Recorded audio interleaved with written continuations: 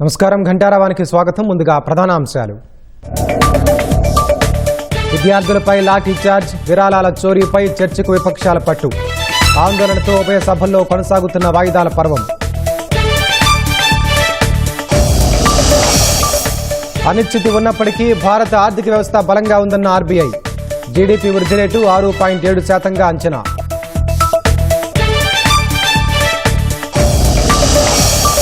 భావి విజేతలకు AP గమ్యస్థానమవుతుందన్న Lokesh.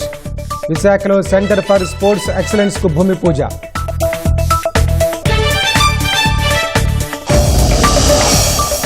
Amaravati iconic భవనాలు అద్భుతమన్న మంత్రులు.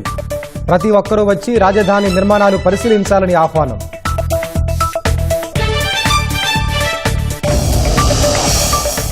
వైసీపీ నేత మల్ల విజయప్రసాద్ అక్రమాలపై ఈడీ పంజా. విశాఖ, హైదరాబాద్లోని ఇళ్లు, కార్యాలయాల్లో సోదాలు.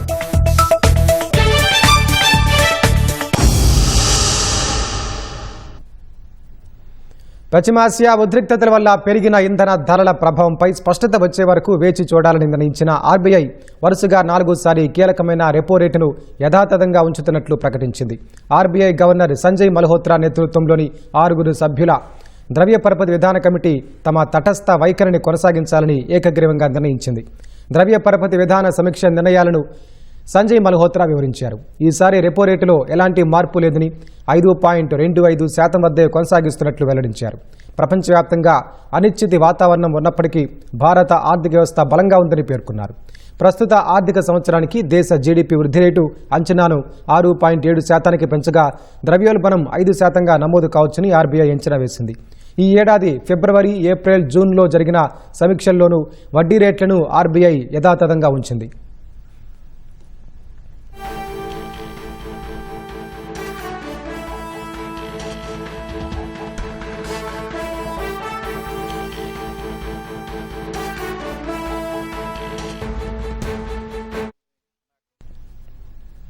లోక్సభలో వాయిదాల పర్వం కొనసాగుతోంది. ఢిల్లీలో విద్యార్థులపై లాఠీ చార్జ్ సహా అయోధ్యలో చందా చోర్ అంశంపై చర్చించాలని విపక్షాలు పట్టుబట్టగా లోక్సభ ప్రారంభమైన కాసేపటికే వాయిదా పడింది. ఈ 2 అంశాలపై కేంద్ర హోంమంత్రి అమిత్ షా ప్రకటన చేయాలని విపక్షాలు డిమాండ్ చేశాయి. కొందరు ప్రతిపక్ష ఎంపీలు నిల్చుని పెద్ద ఎత్తున నినాదాలు చేశారు. సభ సజావుగా సాగేందుకు సహకరించాలని స్పీకర్ కోరగా ప్రతిపక్షాలు వినకపోవడంతో సభ మధ్యాహ్నం 2 గంటలకు వాయిదా పడింది.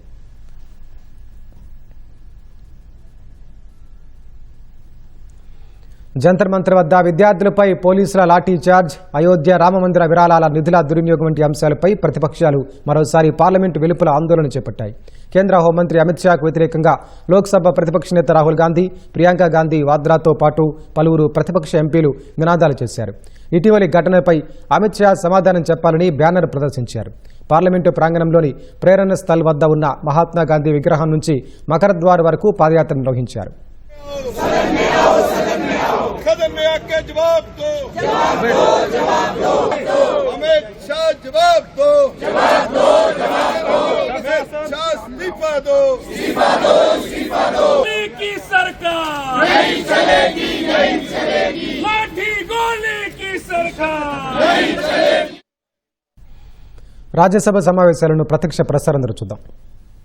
Actual driving license should be given to the actual method of giving license to the drivers so that we can reduce the accidents on the national highway. Thank you, sir. Honorable Minister, Honorable Member Subha Mukherjee's question is very valuable. In our country, we are highest in the accidents, and particularly it is really a very, very painful thing that every year we have 1,80,000 deaths. There are lot of reasons. That is with the automobile engineering, we have taken all the measures for that. Road engineering, we have taken the measure. The third is enforcement of law. Already a new act is already there. The most important thing is the behavior of the human being. That is to be important thing. And regarding the reference of honorable member about the driver, in our country we need a good training for the driver.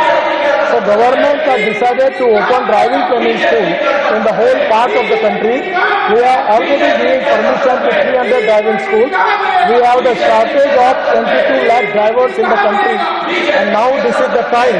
I appeal all the members of parliament that every tahsil place, we are now giving driving training school. And that scientific training of the driver is very important regarding the lane discipline, regarding the rules of the road, and that we can save the accident and life of the people. So we are giving priority for that, and that training giving to the drivers, I feel that there will be already some qualitative change is there. Your valuable suggestion is anywhere related with the subject, all welcome, we will consider that.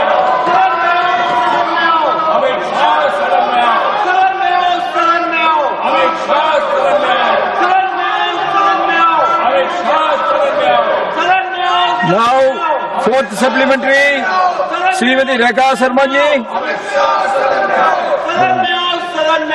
I would like to ask Honorable Minister, what institutional measures has the government adopted to minimize delay in national highway projects and ensure timely completion across the country? Thank you, sir. Madam, can you repeat the question loudly? Again, you repeat the question. I am not listening properly. Sorry.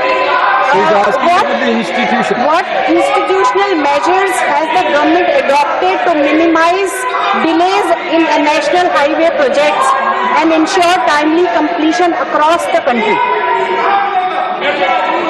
Honorable sir, we have the problem is that the land acquisition is a state subject, and we have to acquire the land and getting environment and forest clearance for the project. These are two important things which are related with the state government. Now problem is that in today's question also, in the West Bengal, there are 21 projects are delayed only because land is not available. We cannot construct the highway in the sky.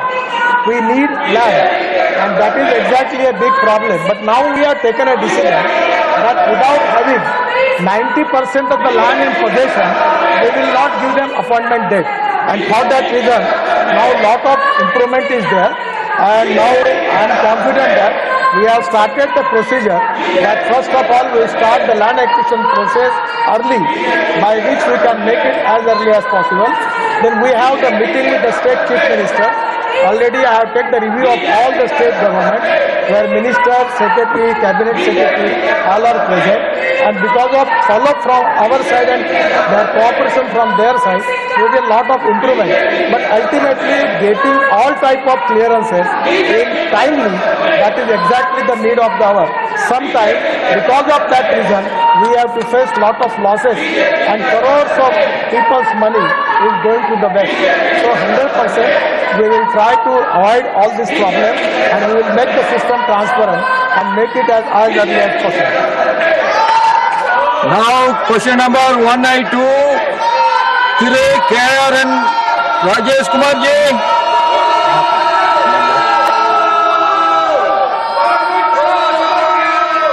Second supplementary, Sri Thire P. Wilson ji.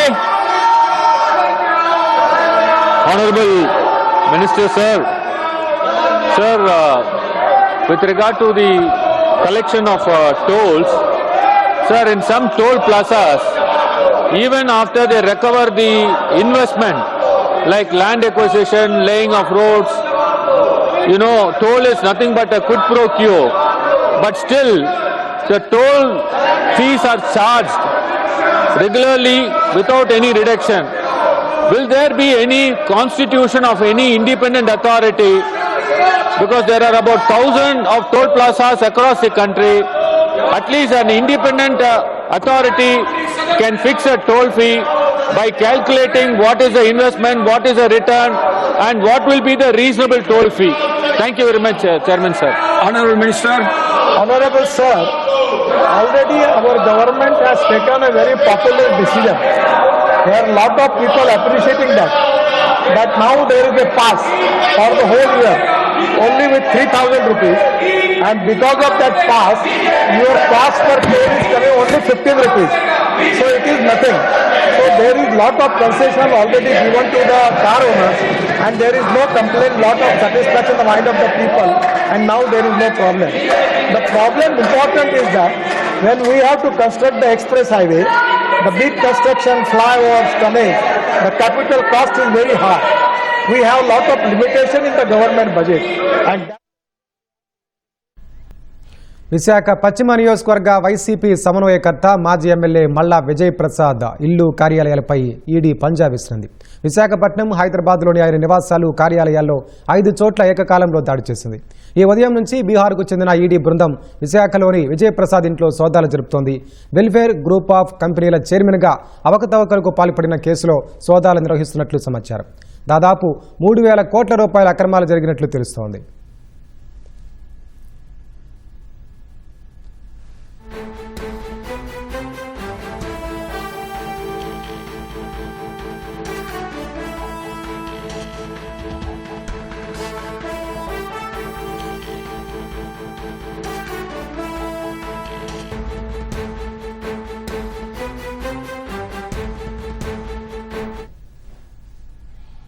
రాజధాని అమరావతిలో steel బ్రిడ్జితో పాటు seed access road pending పనులు తుది అంకానికి చేరుకున్నాయి. ఇవి పూర్తయితే ప్రకాశం barrage నుంచి కరకట్ట మీదుగా రాజధానికి వచ్చే వారికి ఇబ్బందులు తప్పనున్నాయి. ఉండవల్లి వద్ద స్టీల్ బ్రిడ్జ్ మీదుగా సీడ్ యాక్సెస్ రహదారులకి ప్రవేశించేందుకు అవకాశం ఏర్పడనుంది. ఈ నెల 15లోగా వీటిని అందుబాటులోకి తెస్తామని ప్రభుత్వం ప్రకటించింది. ఈ మేరకు పనులు వేగంగా జరుగుతున్నాయి. దీనిపై మరింత సమాచారం మా ప్రతినిధి ఎస్పీ చంద్రశేఖర్ అందిస్తారు. సీడ్ యాక్సిస్ రహదారిని పూర్తి చేసినటువంటి పనులు వేగం పుంజుకున్నాయి. దీనికి సంబంధించి గతంలో మంతెన ఆశ్రమం వరకు మాత్రమే సీడ్ యాక్సిస్ రోడ్డు ఆగిపోయిన పరిస్థితి.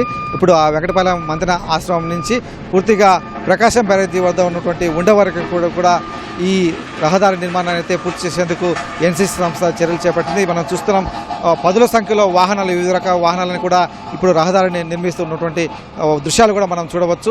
భూసేకరణ సమస్యలు తలెత్తిన కారణంగా ఆ నోటిఫికేషన్ విడుదల చేసి రైతుల నుంచి ఆ భూములు తీసుకొని ఇప్పుడు ప్రభుత్వం దీనికి సంబంధించినటువంటి ఆ రహదారి నిర్మాణాన్ని పూర్తి చేసేందుకైతే చర్యలు చేపట్టింది.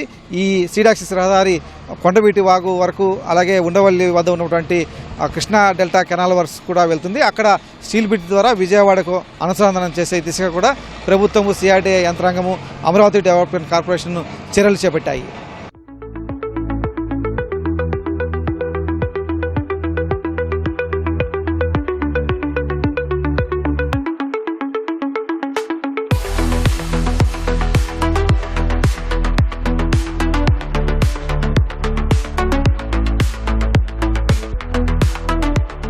ఉండవల్లి వద్ద సాగునీటి కాలువల పైన నిర్మించిన స్టీల్ బ్రిడ్జ్ వద్ద మనం ప్రస్తుతం ఉన్నాము. ఇక్కడ సాగునీటి ప్రవాహానికి ఎలాంటి ఇబ్బందులు లేకుండా పొడవుగా గడ్డర్లు వేయాల్సి రావడంతో స్టీల్ సాంకేతికను ఉపయోగించి, అంటే మామూలుగా అయితే కాంక్రీట్ స్ట్రక్చర్లు ఉపయోగించేవారు. ఇక్కడ ఏంటంటే ఎక్కువ పొడవు ఈ బ్రిడ్జి నిర్మించాల్సిన కారణంలో మధ్యలో ఎలాంటి పిల్లలు లేకుండా ఉండాలంటే స్టీల్ బ్రిడ్జి సాంకేతికత అవసరం అని చెప్పేసి ఇంజనీర్లు చెప్పారు. ఆ మేరకు ఇక్కడ స్టీల్ బ్రిడ్జి నిర్మాణం పూర్తయిపోయిన పరిస్థితి. అవతల కొండవీటి వాగుపైన కూడా మరొక స్టీల్ బ్రిడ్జి కూడా చివరి దశలో ఉంది. వీటనిపై మాట్లాడేందుకు మనతో పాటు ఈ నిర్మాణ సంస్థ ఎన్సీసీ సంబంధించినటువంటి ప్రాజెక్టు మేనేజర్ వెంకటేశ్వర గారు మనతో పాటు ఉన్నారు. సార్, ఎట్లా ఈ ప్రాజెక్టు ప్రత్యేకతలు ఏంటి? ఇది ఎప్పటిలోపల పూర్తయి అందుబాటులోకి తీసుకొచ్చే అవకాశం ఉంది? ఆ బ్రిడ్జి ఆ కనెక్టివిటీ పూర్తిగా రావడానికి లేట్ అయింది కాబట్టి పబ్లిక్ ఇబ్బందులు గమనించి నారాయణ గారు ఈ బ్రిడ్జి ప్రపోజ్ చేశారు. ఇది వస్తే ఆ బ్రిడ్జిని దీని కనెక్టివిటీ ఇటు వచ్చి ఇటు నుంచి ఈజీ యాక్సెస్ ఉంటుంది. కరకట్ట డెవలప్మెంట్ వర్క్స్ కూడా స్టార్ట్ అవుతున్నాయి కాబట్టి కరకట్ట రిస్ట్రిక్షన్ ఎంట్రీ అయిపోయింది. అందుకని పబ్లిక్ ఫెసిలిటేషన్ చేయడం కోసం ఈ బ్రిడ్జి స్టార్ట్ చేసి దీని కనెక్టివిటీ అటు నుంచి అక్కడ మేజర్ బ్రిడ్జ్ జరుగుతుంది. అది అయిపోతే ఆ రోడ్డు మొత్తం seed access road total connectivity ఇక్కడ దాకా వచ్చేస్తుంది. ఇది బ్రిడ్జి కూడా 11 మీటర్లు విడ్త్ ఉంటుంది కాబట్టి యాక్సెస్ ఈజీగా ఉంటుంది, ఎవరికి ఇబ్బంది లేకుండా ఉంటుంది. మొత్తం ఇప్పుడు ఇక్కడ ఈ ప్రకాశం బ్యారేజ్ సమీపంలో ఎన్ని బ్రిడ్జిలు మనం కట్టిస్తున్నాం, వాటి వెడత్ కావచ్చు, పొడవు కావచ్చు, అలాగే సాంకేతికంగా ఏంటి దీని స్పెషాలిటీ? స్పాన్ ఎక్కువ ఉంది కాబట్టి స్టీల్ గడ్డలు వాడాం. అందుకని అందరూ స్టీల్ బ్రిడ్జ్ అంటాం మొదలుపెట్టారు. దీని తర్వాత అక్కడ బ్రిడ్జి కూడా కట్టాం, కొండవీటి వాగు ఆ గుంటూరు కెనాల్ మీద. ఆ క్రాస్ చేసి ఆ రోడ్డు కనెక్టివిటీ అది క్రాస్ చేసి దీనికి ఒక టెంపరీ రోడ్డు కనెక్షన్ ఇచ్చాం దీనికి దానికి. అట్లా పబ్లిక్ ఇటు వచ్చి ఇటు వెళ్ళాడు. ఇప్పుడు ఉండవల్లి నుంచి విజయవాడ నుంచి సీడ్ యాక్సెస్ రోడ్డుకి వెళ్ళాలన్నా వెళ్ళొచ్చు, సీడ్ యాక్సెస్ రోడ్ నుంచి ఉండవల్లి వెళ్ళాలన్నా విజయవాడ వెళ్ళొచ్చు.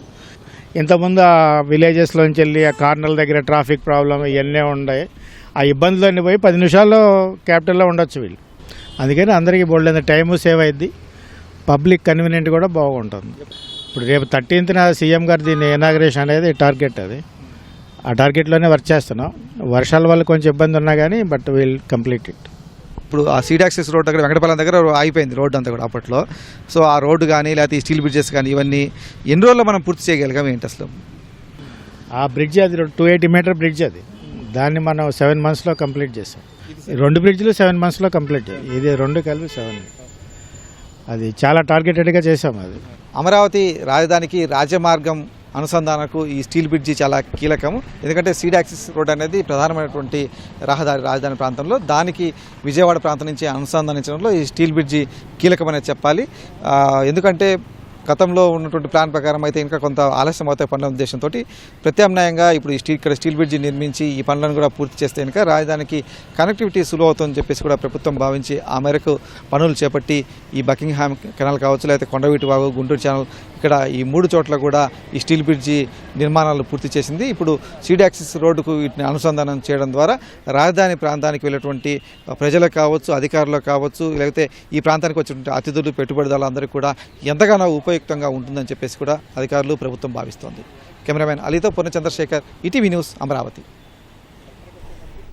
రాజధాని అమరావతిని చూస్తే ఆంధ్రప్రదేశ్ భవిష్యత్తు కనబడుతోందని మంత్రులు అనిత, కొండపల్లి శ్రీనివాస్ అన్నారు. రాజధాని అమరావతిలో జరుగుతున్న నిర్మాణాలను మంత్రి నారాయణతో కలిసి పరిశీలించారు. అనంతరం మాట్లాడిన మంత్రులు రాజధాని నిర్మాణాలను చూడాలని ప్రతి ఒక్కరిని ఆహ్వానించారు. మావిగన్ అంటూ మాట్లాడుతున్న వ్యక్తి ఇక్కడికొచ్చి నిర్మాణాలు చూడాలని మంత్రి అనిత సూచించారు. ఐకానిక్ భవనాల నిర్మాణాలను చూస్తే అభివృద్ధి ఏంటో తెలుస్తుందన్నారు.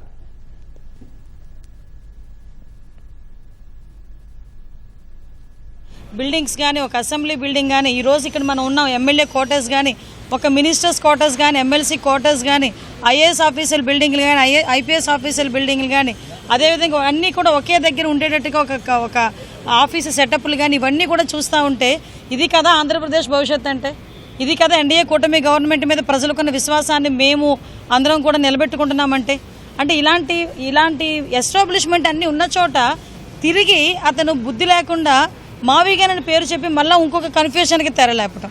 అసలు ఆ మావిగన్ అనే పదాలు ఉపయోగిస్తున్న చాలామందిని వాళ్ళు మీరు వస్తే చూపించడానికి మేము కూడా రెడీగా ఉన్నాం, ఇక్కడ ఏం జరుగుతుందో చూపించడానికి.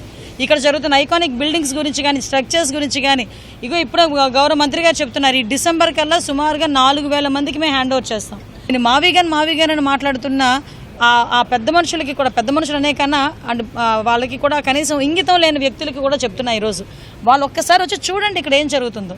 ఎప్పుడు చూడు ఇందులోని ఏది ఎతుకుదామా అన్నది చూసే మనుషులే తప్పించి ఇక్కడికి వచ్చి పాజిటివ్గా చూస్తే ఇక్కడ ఇంత అమరావతి, ఇంత ఎస్టాబ్లిష్మెంట్ కనిపిస్తుందా అన్న సంగతి కూడా తెలుస్తుంది.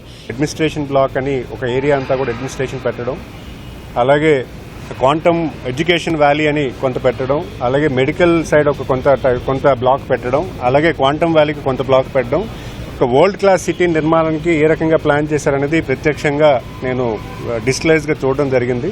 దూరదృష్టి 10 సంవత్సరాల ముందే ఇదంతా కూడా ఆలోచన చేసి కార్యరూపం చేయడం జరిగింది. మరి అలాంటి నాయకత్వంతో ఈరోజు మన రాజధానిని నిర్మాణం చేసుకుంటున్నాము. ఈరోజు చూసుకుంటే అడ్మినిస్ట్రేటివ్ సెక్రటరేట్ చూసుకుంటే అందరూ కూడా అన్ని ఆఫీసెస్ కూడా ఒకే ప్రాంగణంలో ఉంటాయి.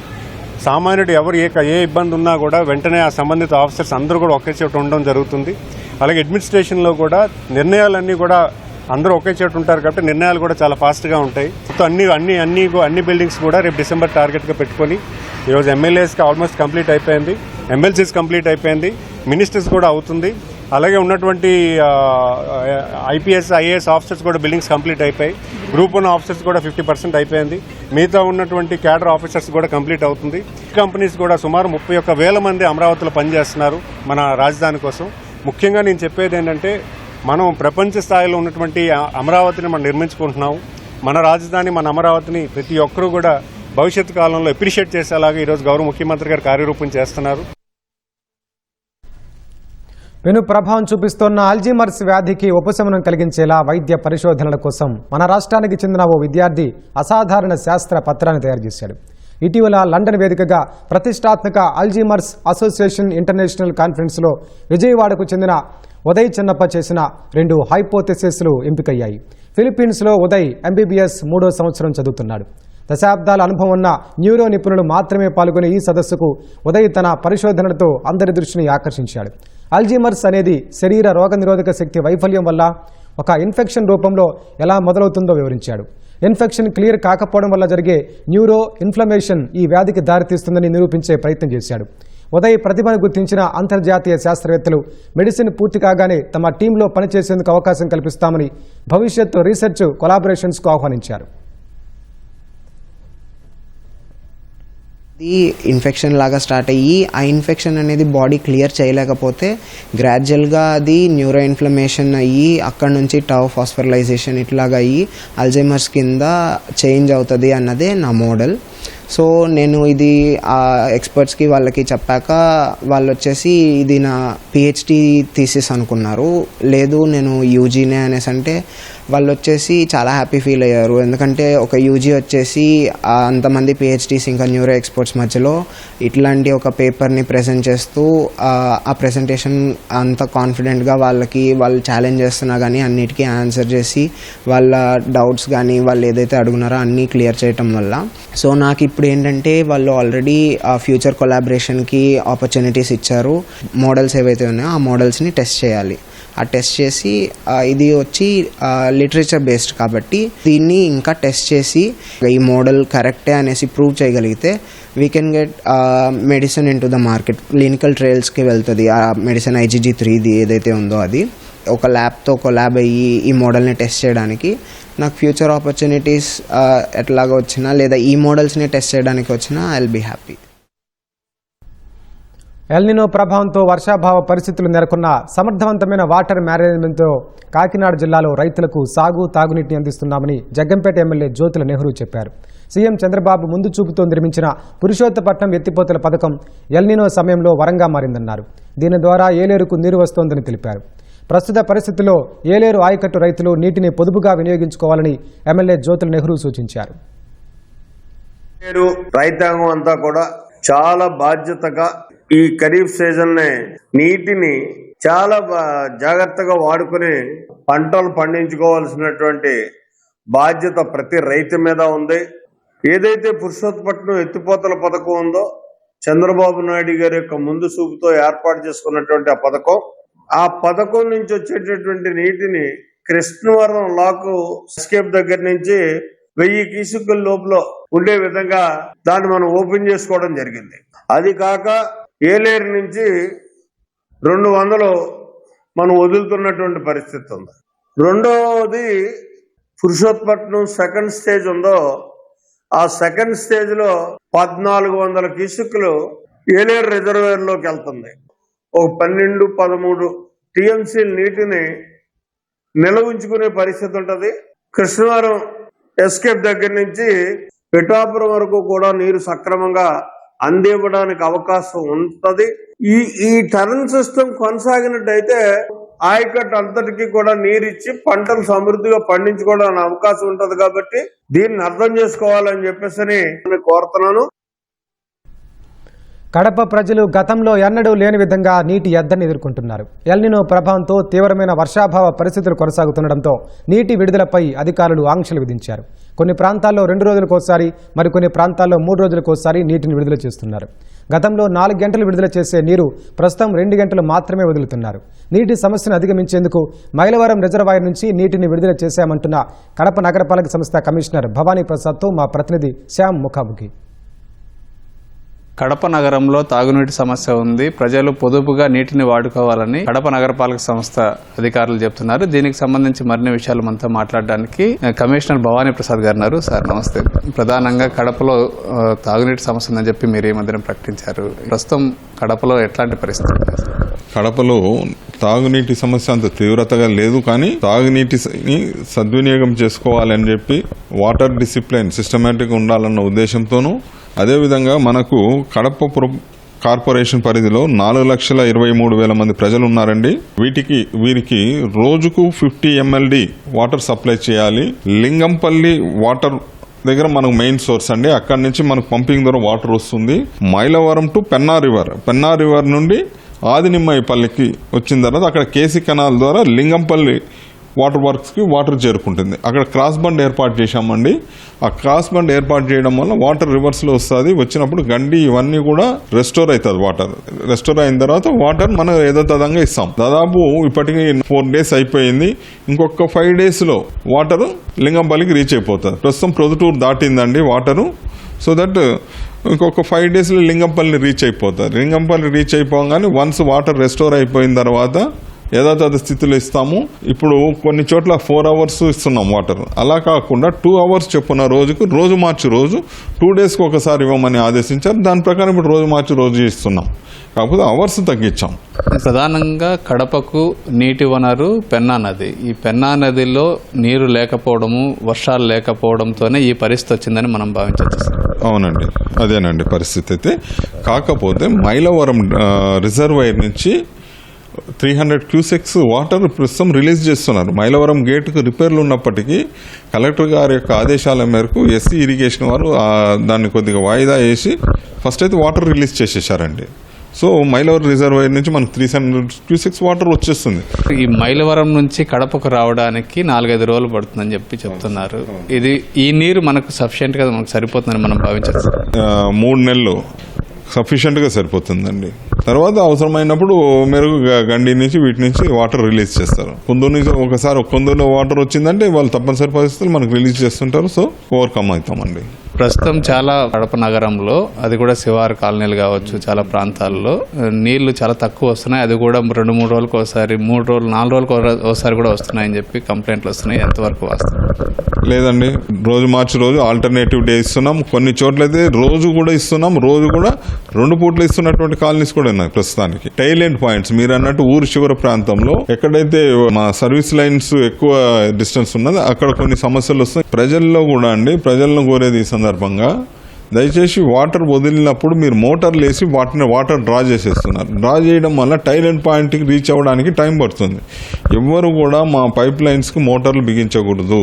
అదేవిధంగా నీళ్లు వదిలినప్పుడు మోటార్ పెట్టి డ్రా చేయకూడదు. యాక్చువల్ ఫ్లో ప్రకారం వెళ్తే చివరి వ్యక్తి వరకు వస్తుంది, తొందరగా కూడా ఇవ్వగలం. త్వరలోనే మోటార్స్ అన్ని కూడా తొలగించడానికి స్పెషల్ డ్రైవ్ నిర్వహిస్తున్నాం. దాదాపు 5 లక్షల మంది జనాభా కలిగినటువంటి కడప నగరానికి సమ్మర్ స్టోరేజ్ ట్యాంక్ లేదు. సమ్మర్ స్టోరేజ్ ట్యాంక్ లేకపోవడం వల్లే ఈ సమస్య ఉందని కూడా మనం భావించవచ్చు.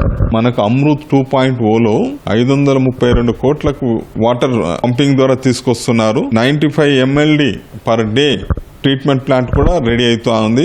SPBR శ్రీ పోతులూరు బ్రహ్మంగారి రిజర్వాయర్ నుంచి మనకు వాటర్ వస్తుంది. 95 MLD పర్ డే అంటే ఇప్పుడు ఉన్నదానికన్నా ఎక్కువ మనం ఉపయోగించుకోవచ్చు. త్వరలోనే అది ఉపయోగంలోకి వచ్చినట్టయితే ఇటువంటి ఇష్యూస్ అన్ని కూడా ఓవర్కమ్ అవుతుంది. ఎన్నో పరిస్థితులు కొనసాగుతున్నాయి. ఈ వర్షాలు కూడా తక్కువగా ఉంటాయని చెప్తున్నారు. ఈ పరిస్థితులను మనం ఏ విధంగా మనం అధిగమించవచ్చు? ప్రజలకు ఎలాంటి సూచనలు, సలహాలు? కేంద్ర రాష్ట్ర ప్రభుత్వాలు సంయుక్త క్యాచ్ ది రెయిన్ అనే ఒక కార్యక్రమాన్ని కూడా నిర్వహిస్తూ ఉంది.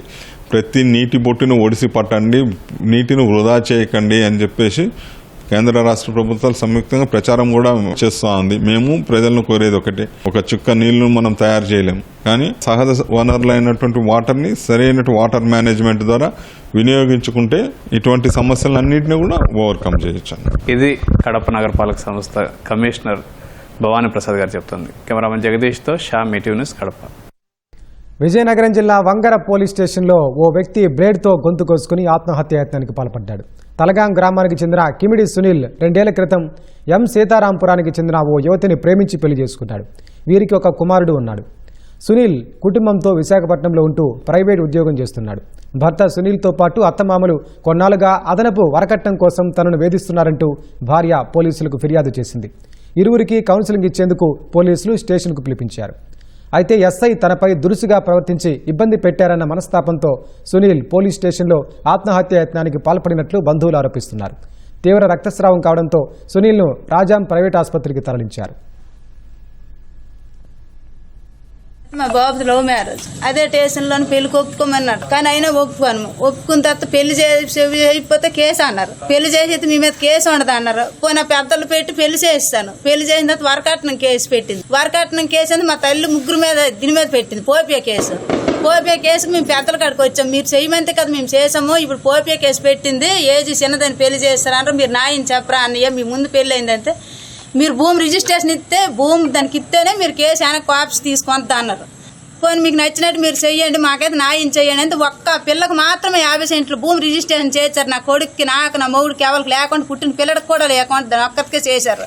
పెద్దలు, పోలీసు అందరు కలిపి ఉన్నాం. ఎస్సీ గారు నా మొర ఆలకించండి, దందే మీరు ఆలకించామంతా అనరు. దాన్ని నన్ను మొఖం మీద ఎట్టండి, ఏడు జరిగింది నేను చెప్తాను, ఎంత నువ్వు ఏడు చెప్పి నేను నిన్న వెళ్ళిపోయా అంత అండ. అయితే మా బాబు సెలవు లాక్కోండు, సార్ నా తప్పు అయితే మీరు వేసిన చెచ్చక నేను ఒప్పుకుంటాను అన్నాడు నా కొడుకు. నా సెల్ల మీరు తీసుకుంటారు కదా ఇవ్వండి, అది ఆన్ చేస్తాను, అది లాక్ తీస్తాను, మీరే చూడండి. సెల్ ఇవ్వను, నేను ఆన్ చేయను, నీకు ఏ శిక్ష కట్టాలి అదే కడతాను కేసు అంటాడు. అప్పుడు ఎస్సీకి డేట్ అన్నాడంటే, సార్ నేను చచ్చిపోతేనే నువ్వు వింటావా, ఇప్పటికి నా నిజమేనవా, నా బాధలు ఇలా ఉన్నాయి, దాని మాటే నమ్ముతాండ్రు, మా ఇద్దరు అక్కడ ఎట్టండి. అయితే ఇటు ఎలా మరి సంపాదించుకుంటే మేము చూడలేదు, మాకు అగ్గా నా కొడుకు మా కూతురే ఆ టక్కని పేక్ కోసుకోండి అంతే, బ్లేడ్తో కోసుకోండి. ఎస్సీ గారు ముందే కూడా అమ్మాయి నేను లేకపోతే ఉండలేను, లేకపోతే నేను ఉండలేను, నేను లేకపోతే ఉండలేను అనేసారు. అన్ని విషయాలు జరిగాయి. అతను ఆధీనంలో జరిగిన తర్వాత కూడా అతనికి అన్ని విషయాలు తెలుసు. ఎస్సీ గారికి మాత్రం దీంతో 4గోసారి కేసు పెట్టడము. పేషెంట్లు కోసుకోండి, ఎస్సీ గారి ముందులో కోసుకోండి, అతను ఏదింపుల వరకు కోసుకోండి, అతను ఏదింపు చేయబట్టి కోసుకోండి. ఎవరు కూడా ఆ టార్చర్ కూడా కాదు, అతని టార్చర్ వల్ల చేసుకోండి ఈ పని.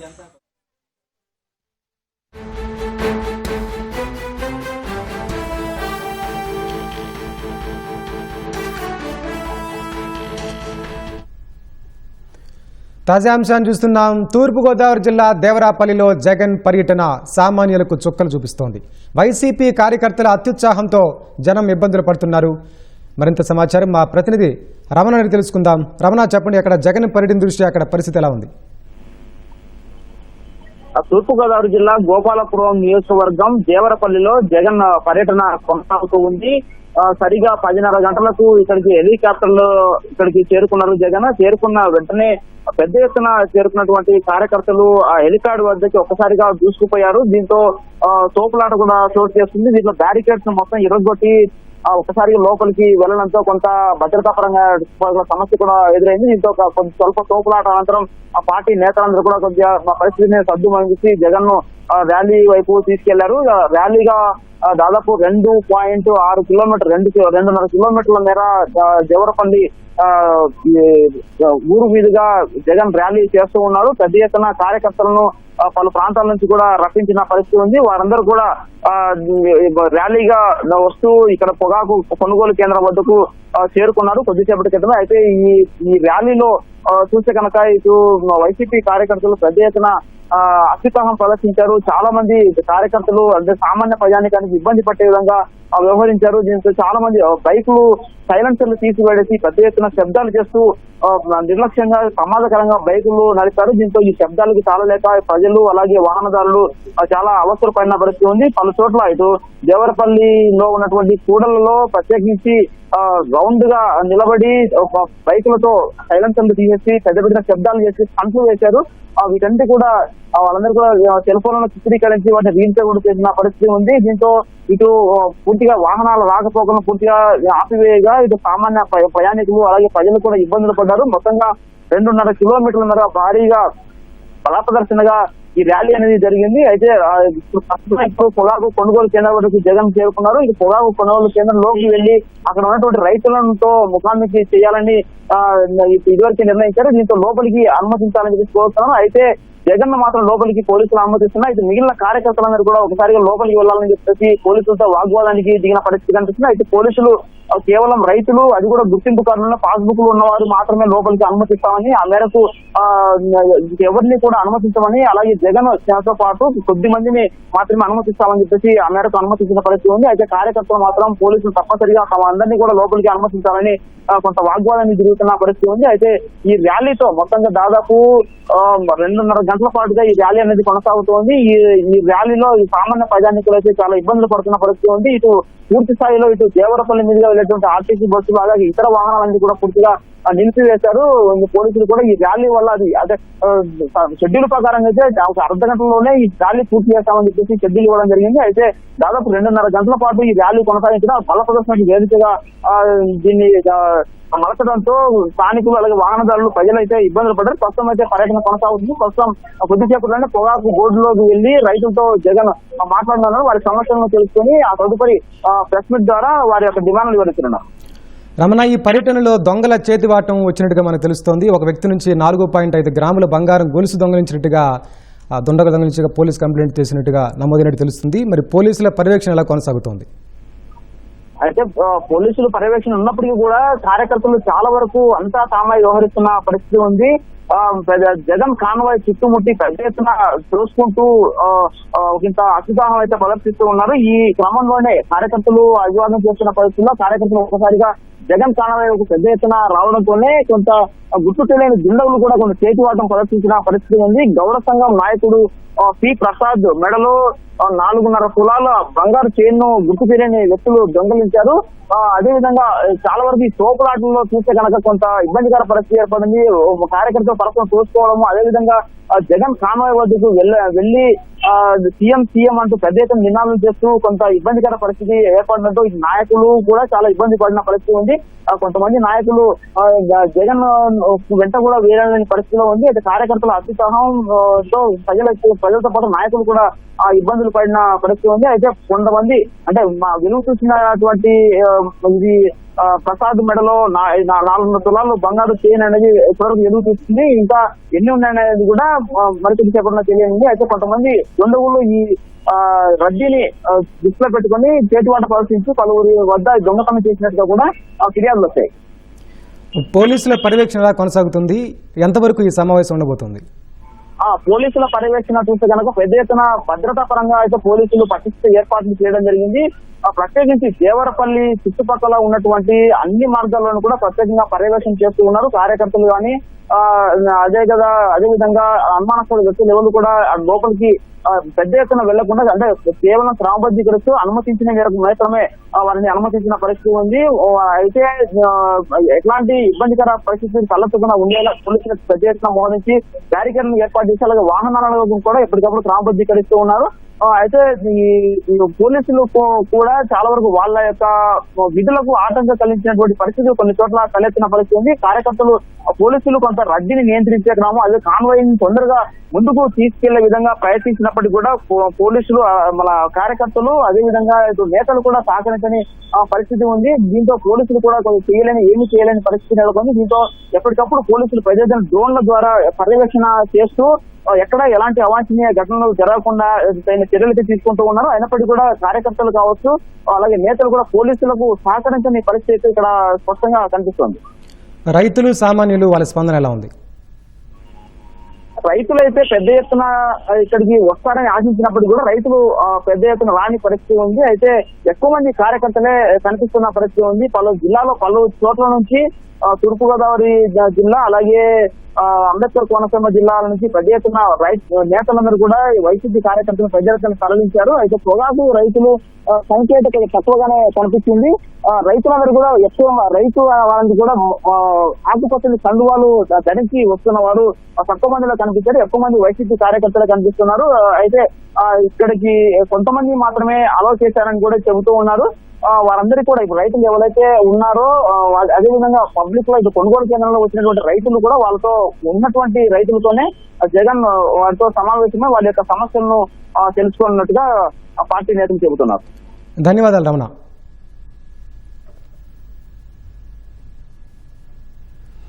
క్రీడా రంగంలో ఆంధ్రప్రదేశ్ మరో అడుగు ముందుకేసింది. విశాఖలో ప్రతిష్టాత్మకమైన PV Sindhu centre for sports excellence నిర్మాణ పనులకు మంత్రి లోకేష్ భూమి పూజ చేశారు. ప్రపంచ స్థాయి క్రీడాకారుల తయారీకి ఈ సంస్థ వేదిక కానుందని లోకేష్ అన్నారు. అకాడమీ ద్వారా యువత తమ ప్రతిభను మరింత మెరుగుపరుచుకోవచ్చని సూచించారు.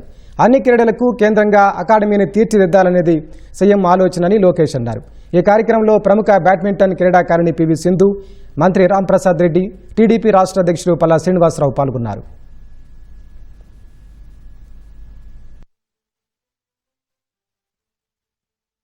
To support this great institution, one thought comes to my mind when I look at them. The future of India is sitting in front of us. And I believe that this institute will enable you to harness, build on top of it. Olympic medalist, a world champion, and one of India's greatest sporting icons. We are proud to call her our very own dear Sindhu. Friends, today's invitation carries a very beautiful thought. Every champion begins with the first line. Today we are not just laying a foundation stone, we are writing the first chapter in the journey of thousands of future champions. India has created the Inspire Institute of Sport, and I believe PV Sindhu Institution will be one such institution that can inspire and challenge the youth who are sitting here. This academy also began with a dream. I look forward to the day when young athletes across India will say, I would like to go get trained at the PV Sindhu Center for Sports Excellence in the great city of Visakhapatnam and great state of Andhra Pradesh. I kept thinking about who I wanted to formally launch this dream and my heart, and we were trying to build, and you said, Tali, you do whatever you want, మేమందరం నీ వెనకాల ఉన్నాము, నీకేం కావాలన్నా ఏ support కావాలన్నా మేము ఇస్తాము అని you gave me that support. The PV Sindhu Center for Sports Excellence, the foundation for thousands of dreams. Dream bigger, work harder, become the best in the world.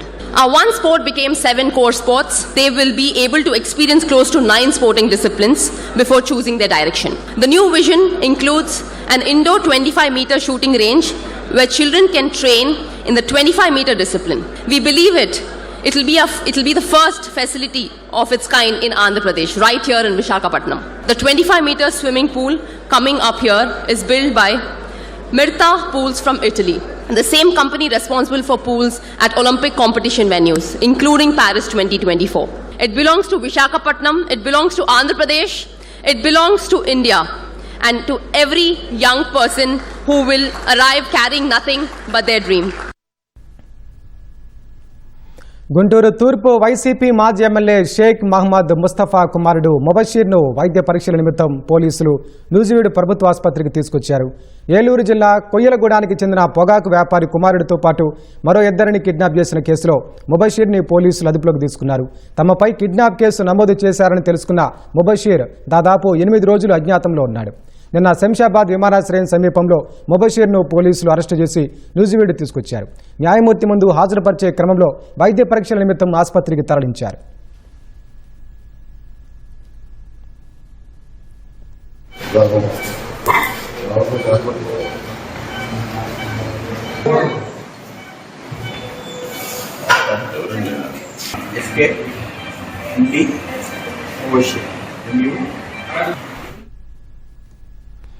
Srisailam జలాశయానికి వరద ప్రవాహం కొనసాగుతోంది. జోరాల నుంచి శ్రీశైలానికి 2,45,000 క్యూసెక్కుల వరద ప్రవాహం వస్తోంది.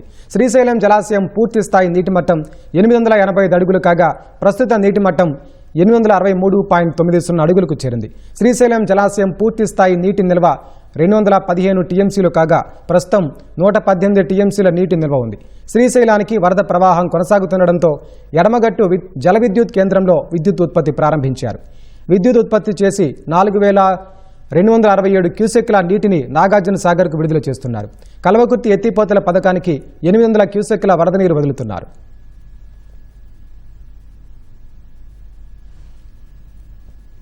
శ్రీ సత్యసాయి జిల్లాలో ప్రమాదవశాత్తు హంద్రేనీవా కాలువలో పడిపోయిన సాంబార్ జింకను హనుమాన్ బృందాలు రక్షించాయి. అంతరించిపోతున్న జంతువుల జాబితాలో ఉన్న సాంబార్ జింక తాగునీటి కోసం వెతుకుతూ కాలువలో పడిపోయింది. స్థానికుల ద్వారా సమాచారం అందుకున్న అటవీ శాఖ హనుమాన్ బృందం వెంటనే స్పందించి 20 నిమిషాల్లోనే ఘటనా స్థలానికి చేరుకుంది. కాలువలో నుంచి ఆ జింకను రక్షించి చికిత్స కోసం corona society wild life rehabilitation సెంటర్కు తరలించారు. గాయపడ్డ జింకకు చికిత్స అందిస్తున్నారు. జింకను కాపాడటంలో హనుమాన్ బృందం చూపిన చొరవను ఉప ముఖ్యమంత్రి పవన్ కళ్యాణ్ అభినందించారు.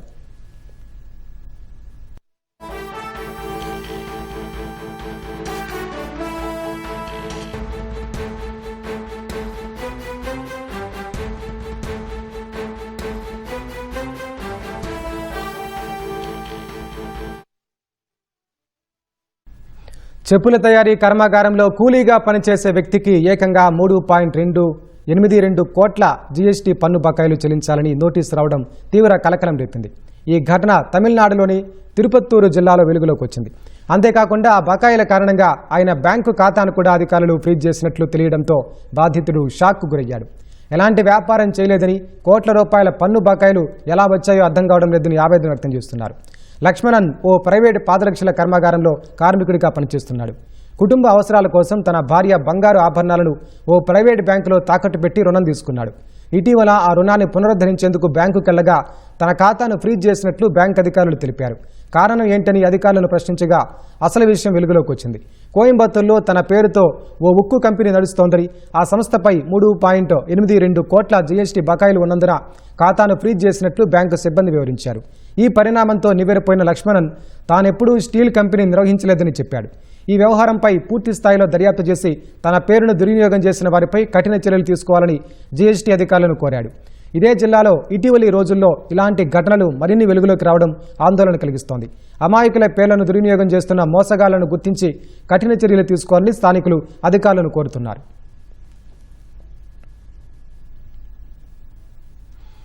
జూలై 23 నాటి ప్రధాని మోదీ వీడియోను ఫేస్బుక్ నుంచి తాత్కాలికంగా తొలగించడం ప్రకంపనలు సృష్టిస్తోంది. సమాచార ప్రసార సాంకేతిక పార్లమెంటరీ స్థాయి సంఘం మెటాపై ఆగ్రహం వ్యక్తం చేసింది. ఈ వ్యవహారంలో మెటా సీఈఓ జుకర్బర్గ్ క్షమాపణ చెప్పాలని, బాధ్యులపై కఠిన చర్యలు తీసుకోవాలని 3 రోజుల అల్టిమేటం జారీ చేసింది. లేకుంటే భారత్లో పొందుతున్న సేఫ్ హార్బర్ రక్షణను రద్దు చేస్తామని హెచ్చరించింది. బీజేపీ ఎంపీ నిషికాంత్ దూబే అధ్యక్షతన సమావేశమైన ఆ స్థాయి సంఘం ప్రధాని మోదీ పోస్టు చేసిన వీడియోను తొలగించడం ప్రజాస్వామ్యంపై జరిగిన దాడిగా పేర్కొంది. 140 కోట్ల మంది భారతీయుల గొంతుకైన ప్రధాని వీడియోను బ్లాక్ చేయడం సాధారణాంశం కాదని స్పష్టం చేసింది.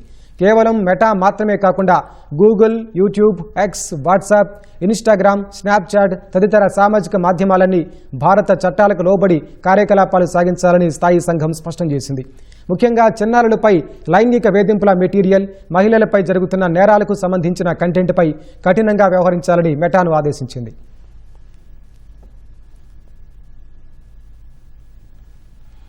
అమెరికాలోని లాస్ ఏంజలస్ సమీపంలోని అధ్యక్షుడు డొనాల్డ్ ట్రంప్ గోల్ఫ్ కోర్స్ వద్ద భద్రతా ఏర్పాట్ల ఫోటోలు, వీడియోలు తీస్తున్న ఓ వ్యక్తిని పోలీసులు అరెస్టు చేశారు.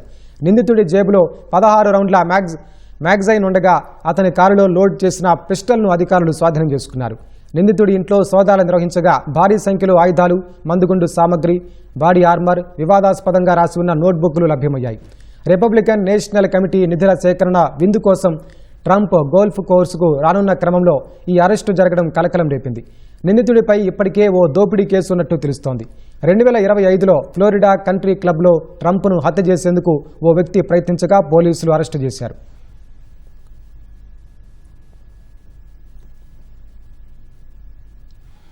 ఉక్రెయిన్ రాజధాని కీవ్తో పాటు పరిసర ప్రాంతాలపై రష్యా మరోసారి విరుచుకుపడింది. రాత్రి నుంచి తెల్లవారుజాము వరకు రష్యా బలగాలు క్షిపణులు, డ్రోన్లతో జరిపిన భీకర దాడిలో 15 మంది ప్రాణాలు కోల్పోగా మరో 42 మందికి పైగా గాయపడ్డారు. ఉక్రెయిన్ అత్యవసర సేవల విభాగం ఈ మేరకు అధికారిక వివరాలను వెల్లడించింది.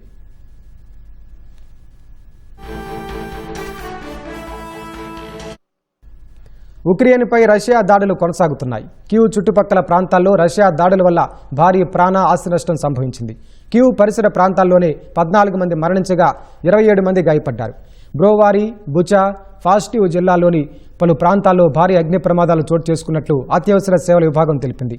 బ్రోవారీ నగరంతో పాటు వెలికా, డైమెర్కా, పెరెమోహా గ్రామాల్లోని గోదాముల్లో మంటలు ఎగిసిపడ్డాయి. పాజిటివ్ జిల్లాలోని ఓ పరిశ్రమ వద్ద వాహనాలకు అంటుకుంటున్న మంటలను అగ్నిమాపక సిబ్బంది అదుపులోకి తెచ్చారు. బుచా జిల్లాలోని చైకీ గ్రామంలో ఓ గోదాము, మరో లాజిస్టిక్స్ సదుపాయం వద్ద చెలరేగిన మంటలను సైతం సిబ్బంది అదుపు చేశారు.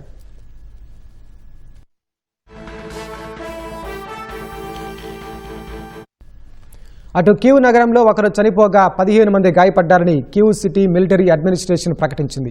పలు జిల్లాల్లో దాడుల వల్ల చెలరేగిన మంటలన్నింటినీ అత్యవసర సిబ్బంది ఆర్పేశారు. రష్యా, ఉక్రెయిన్ మధ్య జరుగుతున్న ఈ యుద్ధం ఇప్పుడు సరికొత్త దశలోకి ప్రవేశించిందని ఉక్రెయిన్ అధ్యక్షుడు సలహాదారు సెర్హీ అభిప్రాయపడ్డారు. శత్రువులు ఎలాంటి విచక్షణ లేకుండా దాడులకు తెగబడుతున్నారని ఆరోపించారు.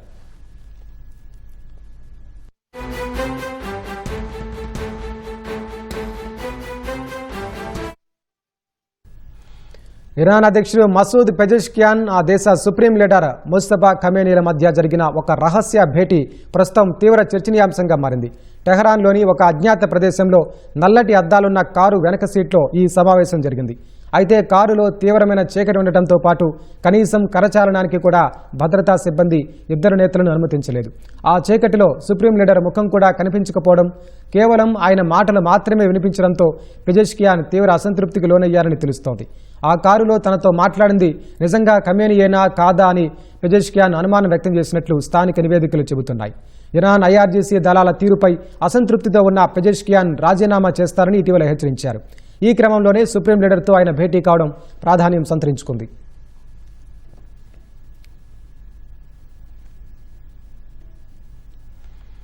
గ్వాటెమాలా దేశంలో ఫ్యూగో అగ్నిపర్వతం నుంచి భారీ ఎత్తున ఎగసిపడుతున్న బూడిద వాయువుల కారణంగా ఆకాశమంతా ఎర్రని మేఘాలు అలుముకున్నాయి. పేలుడు దాటికి ఉద్భవించిన లావా వేగంగా కిందకు దూసుకొస్తోంది. దీంతో ప్రమాదం పొంచి ఉన్న 2 గ్రామాలను తక్షణమే ఖాళీ చేయాల్సిందిగా గ్వాటెమాలా విపత్తు నిర్వహణ సంస్థ ఆదేశించింది. పేలుడు తీవ్రత దృష్ట్యా సమీపంలోని 14వ ప్రధాన రహదారిని మూసివేశారు. అలాగే చుట్టుపక్కల పట్టణాల్లోని పాఠశాలలకు సెలవులు ప్రకటించారు. అగ్నిపర్వత ప్రాంతాల్లో ఆరెంజ్ అలర్ట్ జారీ చేసిన అధికారులు సమీప పట్టణాలకు బూడిద వ్యాపించే అవకాశం ఉందని హెచ్చరించారు.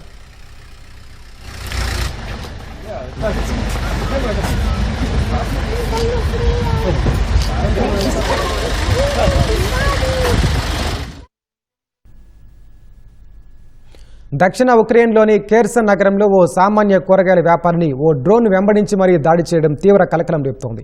ఈ దారుణానికి సంబంధించిన భయానక వీడియోను ఉక్రెయిన్ అధ్యక్షుడు జెలెన్స్కీ సామాజిక మాధ్యమాల్లో పంచుకున్నారు. అమాయక పౌరులపై రష్యా దళాలు ఉద్దేశపూర్వకంగా దాడులకు పాల్పడుతున్నాయని, ఇది ఖచ్చితంగా యుద్ధ నేరమేనని ఆరోపించారు.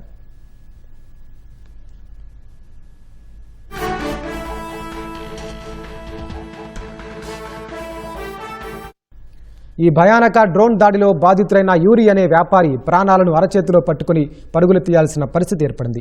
డ్రోన్ తమ వైపు దూసుకురావడాన్ని గమనించిన యూరి ముందుగా తన భార్యను అక్కడి నుంచి సురక్షిత ప్రాంతానికి పారిపోవాలని అరిచాడు. తాను కేవలం కూరగాయలు అమ్ముకునే సామాన్యుడినని, తన వద్ద ఎలాంటి ఆయుధాలు లేవని డ్రోన్ కెమెరాకు చేతులు చూపుతూ ప్రాధేయపడ్డాడు. ప్రాణభయంతో కారు వెనక దాక్కునేందుకు ప్రయత్నించినప్పటికీ ఆ డ్రోన్ అతన్ని వెంబడించి కారును ఢీకొట్టి పేలిపోయింది. ఈ దాడిలో యూరి వీపు, చేతులు, కాళ్లకు తీవ్ర గాయాలయ్యాయి. చుట్టుపక్కల ఎక్కడా బాంబు షెల్టర్లు కూడా లేకపోవడంతో ఆ క్షణాలు అత్యంత భయానకంగా గడిచాయని బాధితులు తెలిపాడు.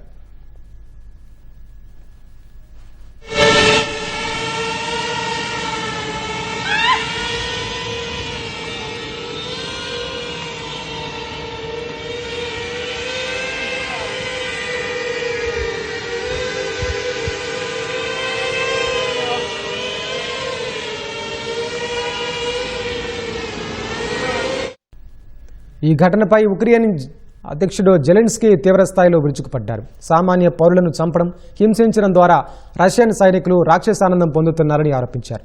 ఈ దారుణాన్ని ప్రపంచం మొత్తం చూడాలని ఆయన పేర్కొన్నారు. ఎలాంటి ఆయుధాలు లేని సామాన్యులను లక్ష్యంగా చేసుకోవడం అంతర్జాతీయ యుద్ధ నియమాలను ఉల్లంఘించడమేనని ఉక్రెయిన్ సైనికాధికారులు స్పష్టం చేశారు. ఉక్రెయిన్పై రష్యా యుద్ధం ప్రారంభించినప్పటి నుంచి మిలిటరీ స్థావరాలపైనే కాకుండా సామాన్య పౌరులే లక్ష్యంగా డ్రోన్ దాడులు విపరీతంగా పెరిగాయి. డ్రోన్ దాడుల వల్ల ఉక్రెయిన్లో ఇప్పటి వరకు 10 మంది చిన్నారులు సహా 967 మంది పౌరులు ప్రాణాలు కోల్పోయారు. మరో 7,000 మందికి పైగా తీవ్రంగా గాయపడ్డారు.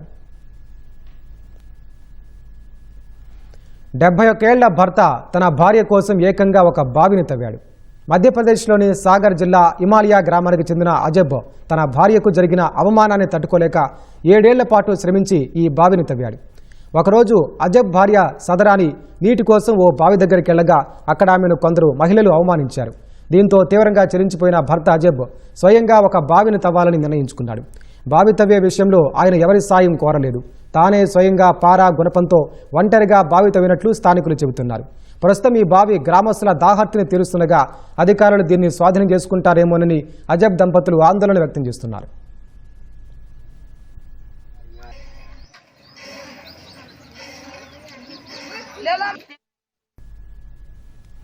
ఛత్తీస్గఢ్లోని రుద్ర శివ విగ్రహం అందరి దృష్టిని ఆకర్షిస్తోంది. బిలాస్పూర్ జిల్లాలోని తాలా గ్రామంలో కొలువై ఉన్న ఈ అపూర్వ శిల్పాన్ని దర్శించేందుకు దేశం నలుమూల నుంచి కాకుండా విదేశాల నుంచి కూడా భక్తులు, చరిత్ర పరిశోధకులు, పర్యాటకులు తరలివస్తున్నారు. భారత పురావస్తు శాఖ 1977లో ఈ ప్రాంతాన్ని సర్వే చేసింది. అనంతరం 1984లో తవ్వకాలు ప్రారంభించగా అనేక పురావస్తు అవశేషాలు బయటపడ్డాయి. 1987లో భారీ పరిమాణంలో ఉన్న ఒక విశిష్టమైన శిల్పం వెలుగులోకి రావడంతో పురావస్తు నిపుణులు విస్తృతంగా అధ్యయనం చేశారు. అనంతరం దానికి రుద్రశివ అని పేరు పెట్టారు. శివుడి తలపై శేషనాగు, తలపాగా స్థానంలో సర్పాలు, కళ్ళలో కప్పలు, మీసాలపై చేపలు, చెవుల వద్ద నెమళ్లు, గడ్డంపై పీత, పొట్టపై మహాకాల స్వరూపం, తొడలపై మహిళా ముఖాలు, మోకాళ్ల వద్ద సింహాల ఆకృతులు చెక్కడం ఈ విగ్రహాన్ని ప్రపంచంలోనే అరుదైన శిల్పంగా నిలబెట్టింది. అందుకే ప్రతి సంవత్సరం వేలాది మంది భక్తులు, పర్యాటకులు, పరిశోధకులు అక్కడికి చేరుకుని రుద్రశివ విగ్రహాన్ని దర్శిస్తుంటారు.